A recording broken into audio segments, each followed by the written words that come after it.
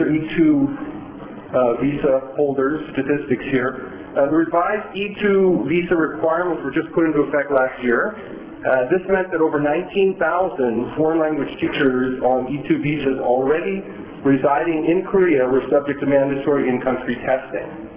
And those who were tested positive were forcibly removed from the country, deportation procedures. Official statistics show that 73 cases of foreigners being diagnosed with HIV in Korea in 2008. Diagnosed cases of HIV result in forced deportation. The government won't disclose how many of these 73 were diagnosed as a result of the E2 program. All right, so we're talking about mandatory in-country AIDS tests for over 19,000 non-citizens with forced deportation for those found positive, a nationwide body search for foreign language teachers with HIV/AIDS. Now, by now you're probably wondering how this could be possible, this in-country HIV testing regime. After all, we've just reviewed Korea's AIDS laws, which create entry requirements, where HIV-negative medical certificates are required before entry is allowed. But the E2 visa policy in-country tests are in direct contravention of these laws. This is quite strange because you've got the government here violating its own legally established HIV procedure required by 2 binding acts from the National Assembly. And it's a tough argument for us to work with. On the one hand, these AIDS laws on foreigners as they're written are bad laws, and we don't want to appeal to them for support in criticizing the E2 visa policy. On the other hand, the fact that the government has violated its own laws for what it has defined as effective prevention strategy against foreigners with AIDS is highly significant. It demonstrates quite effectively that the intent of the new E2 HIV tests actually have nothing to do with AIDS prevention and everything to do with discrimination and stigmatization. And that's the key to understanding the new E2 visa AIDS tests in Korea. They're all about trying to mark foreigners already living in Korea with the stigma of the AIDS infected. That's why AIDS, the in-country testing and deportation was necessary. An overseas testing program would not have been as effective in stigmatizing in-country foreigners. Okay, so who is this target group that the government is interested in stigmatizing as an AIDS threat? It's foreign English teachers. 90% of the E2 visa holders teach English. They come from the 7 countries of the world that the Republic of Korea has designated as native English-speaking countries. 70% are North American, 60% of them are men.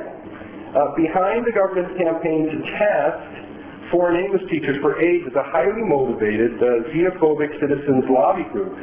This group calls itself the Anti-English Citizens League. They have over 17,000 members, and they have been extremely effective in deciding what Korea's HIV policy towards foreigners should be. This is their website. This is a promotion poster. It says, anyone can teach English in Korea. The idiots of the world come to Seoul for free sex and alcohol. This group's agenda is racist, ethno-nationalist, and you can see here they've called up the despised races, quote-unquote, rednecks, black pigs, etc. Non-citizen English teachers with what is called Korean blood are not required to be tested for HIV. In other words, the many Korean Americans and Korean Canadians who come to Korea to teach English do not have to undergo any HIV testing.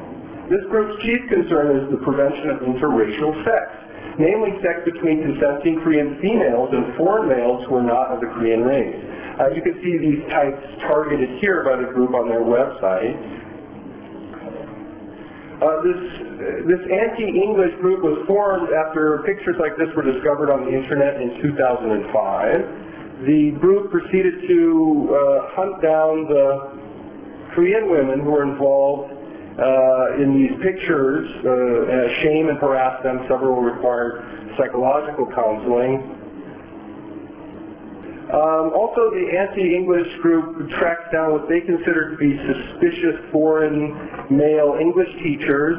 Despite this being illegal in Korea, the Korean police do more than tolerate the activity. Actually, they reward it. This is an award that the group's leader, this anti-English group's leader, received for vigilante activities in tracking suspicious foreign English teachers.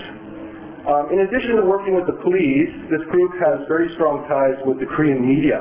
It's mounted an intensive media campaign to stigmatize foreign English teachers in Korea as AIDS-infected sexual deviants. You might notice the same photograph there that's ended up in the news. A newspaper here says that foreign English teachers are involved in shocking sex parties. The anti-English group was also responsible for this article in 2006 called Tracking AIDS-Suspicious Foreign English Teachers on the Blacklist. It says that foreign English teachers are sexual deviants infected with AIDS. Despite the sleazy reporting here, the article shows a very sophisticated understanding of Korean AIDS law. It explains that while sex workers on E6 visas are required to undergo AIDS testing, no tests are required for sexual deviant English teachers on E2 visas. The article says HIV tests are immediately required, and within a year, this is precisely what will happen in Korea. This is from 2007. This was a major propaganda victory for this particular group. It says, white foreign English teacher threatens Korean woman with AIDS. Okay, this is national news. This is Korea's biggest newspaper. The source of the report is an unverified email. That's it, no actual AIDS infections. Same paper, the sports version, beware of the ugly white English teacher. This is a news report, investigative report on English teachers as child molesters. The same group claimed responsibility for all these spots so far. Another investigative report, this is in 2007, from Korean discotheque saying foreign teachers are violating our Korean women. This is a drama from 2008 with the rape of a Korean woman by foreign white English teachers as its theme. Last picture. This is a so-called comedy show with from 2009.